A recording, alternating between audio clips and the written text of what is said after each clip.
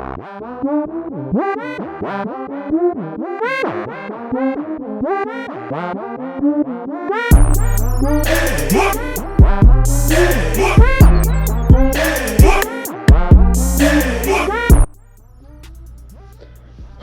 going on YouTube? It's your boy Ron back with another video. Before we get started, make sure you please like, comment, subscribe, all that good jazz. But today is on the road to 2,000 subs, baby. Let's get it. Alright, man, I want to thank everybody that subscribed to the channel. OGs, always. I appreciate the love and support. And I don't want to waste too much time. Let's go ahead and jump into it. So I've always had this in my back pocket from when I hit 1,000 subs. And I wanted to go over how I came into this space and what this space means to me. And so I guess the overall message that I want to have over this video is, who is your Morpheus? For me, it was Donovan Sharpe. I might have, some of you guys that are subscribed might be hip to him, you may not. But if you're not, my journey actually started with Jada Black. But at the time, Jada Black was more focused on celebrities. But it contained red pill truths. But I never really took it like that seriously because it was celebrities, and I'm like, I'm not a celebrity, I'm not a millionaire, I can't really relate to this. But it suggested Donovan Sharpe's videos, and I watched one video and just started binge watching, and I couldn't stop watching them. And it was just so, like, literally unplugging from the Matrix.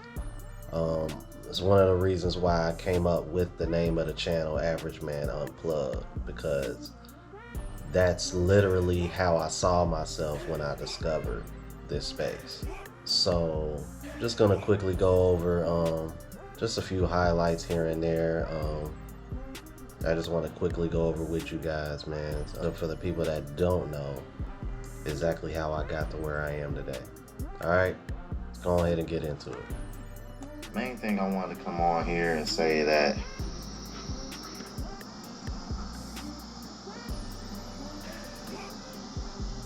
if it wasn't for the red pill, my parents would probably be visiting my grave right now.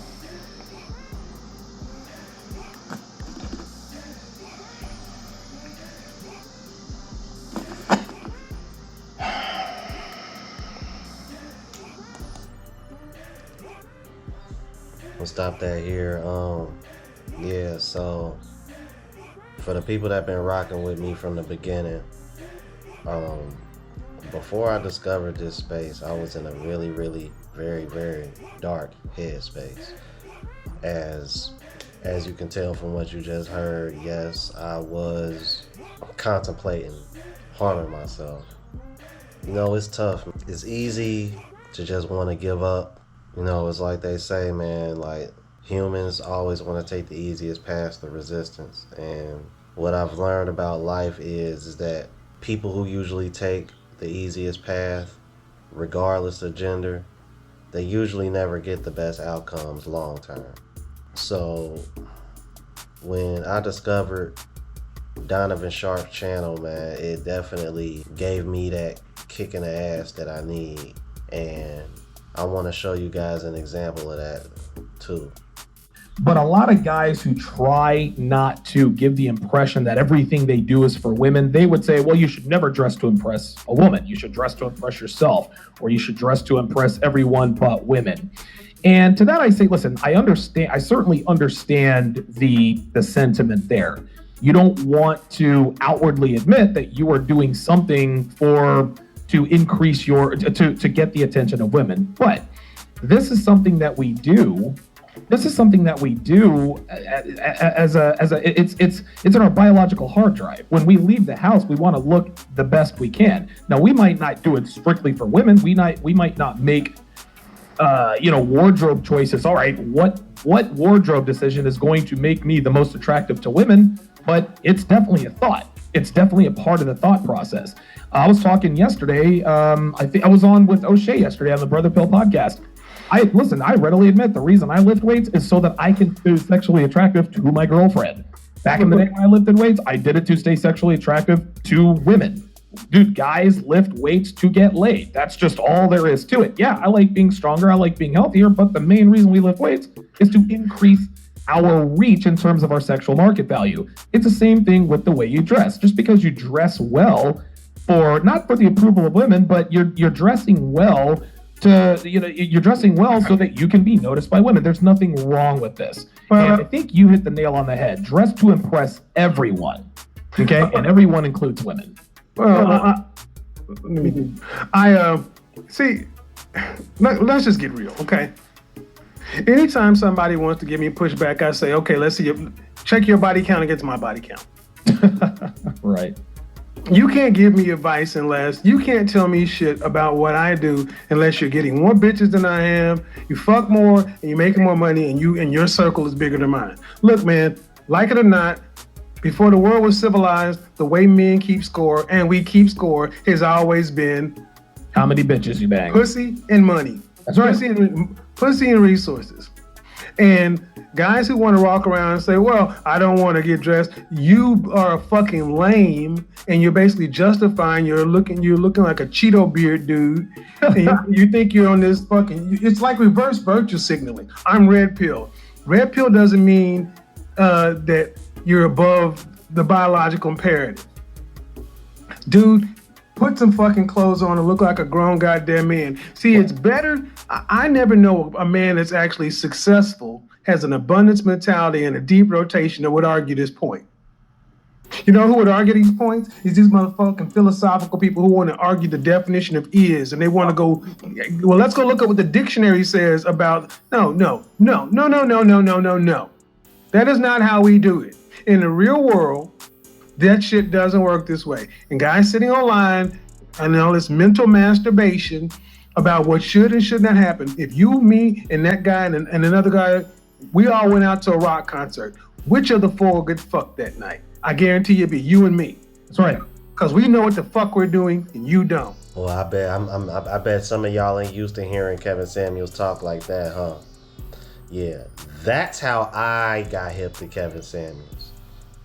See, I didn't get hip to Kevin Samuels the same way everybody else did. I got hip to Kevin Samuels when he still only had like 100,000 subs or less.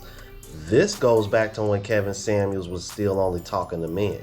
And he was very, like, dude, him and Donovan Sharpe were like this, bro. They were tight. Hearing and saying things like that, that's what really, like, drew me to Donovan Sharpe. Here, now the first clip that you saw of me, which was my very, very first video on YouTube, I was actually watching this as I was recording. This is why when homeless guys ask me for money, I take offense to that. Every once in a while, I'll reach out and give them something, I guess just because of the way I'm feeling at the time. But I think to myself, what must have happened to that guy? How many bridges did he burn to get to where he was at? I could have been that guy. I could have. I'm in North Carolina. I got no money. Stephanie is banging, what's his name? She's getting ready to get married to him. Little Jamaican man comes to the door, says, if you're not out of here by 9 o'clock tomorrow, the sheriff's gonna come put you out. I got no money. I had to call up my brother. I'm like, yo, got a situation. Bought me a bus ticket to Atlanta. $10, guys. $10 to eat on. Literally nothing but the shirt on my back. And now we're here. And I've made mistakes every step of the way. And I still made it here. Guys, there is no excuse. There is no excuse. I'm not saying that you have to build a multi-billion-dollar corporation. Nobody's saying you have to do that. A lot of guys like to follow Instagram feeds that, hey man, your first Lamborghini is the first. No. No one's saying you have to be a billionaire. But one thing that I read actually yesterday is having a lot of money is being rich. Having a lot of time, that's wealth. This right here, like, man, if you didn't I'm gonna be honest with you guys. Like when I heard that, that's what really made me like hit the record button and just start recording. Because I'm thinking to myself, like, why not take a chance on yourself? Why are more men not taking chances on themselves? Why are men not betting on themselves? Why is it that foreigners are fighting, risking their lives to get into this country to make a living? We got foreigners that can come into our country and become millionaires. But we're from this country and we're just lazy. We don't want to put in the work. And it really put things in perspective and to say, like, you know what, I can do more. You know what I mean?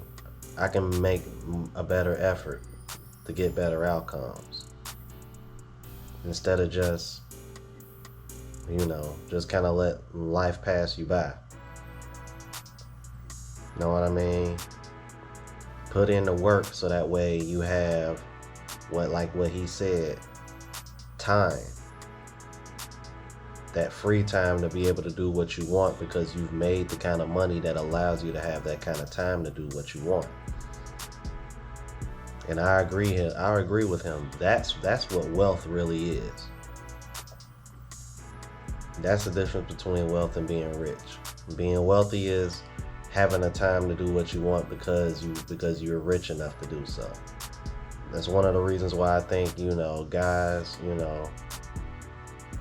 doing remote jobs and living abroad is going to be the new wave, because that's probably one of the most efficient ways you can do it. I mean, making US dollars and living in another country for far more cheaper than, than what you would over here, but what seems to be just as nice, if not nicer. I don't know, it's a win-win. And that's my goal here, man. I already got, I work with a woman who's from Colombia. Her and her mom actually work with me. She's actually headed down there in a couple weeks, and I'm so jealous. But she's already told me that, like, hey, when you finally get your passport in your hands, we'll make plans to go next year and we can go together. That way, you know what I mean? I'm like, I'll definitely feel a lot safer. I'm like, that way I got somebody with me that down there that's, her, with that being her first language, even though I'm still working on my Spanish myself. Todavía estoy aprendiendo. Yeah. All I said was I'm still learning in Spanish, y'all. So, yeah, it's, it's definitely in the works. That'll be my future plans. Hopefully sometime next year, I'll probably be starting a travel vlog channel. That's the game plan, man. And even if I do that, I'm still going to continue running this channel, giving you guys reactions, exposing more RP truths and uncomfortable truths that both men and women need to learn and understand, so that way we can have better outcomes. Again, I just want to thank you guys from the bottom of my heart, man, for subscribing, liking, supporting, engaging with me in the comments. I cannot do this without y'all, you know what I mean? So again, I appreciate the love and support. So if you are new, please subscribe. Make sure y'all hitting the like button. It helps with the algorithm so I can reach a broader audience. Make sure y'all hitting the notification bell so that way y'all know what I'm uploading, guys. And until the next video, deuces.